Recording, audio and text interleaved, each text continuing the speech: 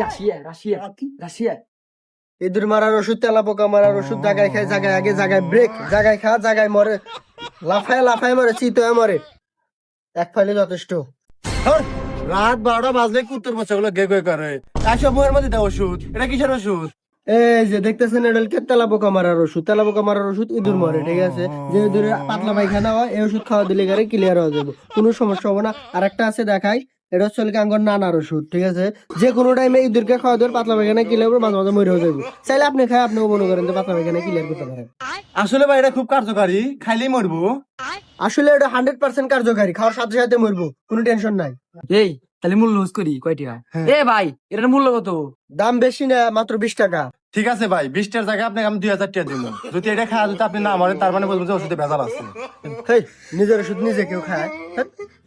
আমি ওষুধ নিই। হ্যাঁ, হ্যাঁ, আমি শোনা যায়।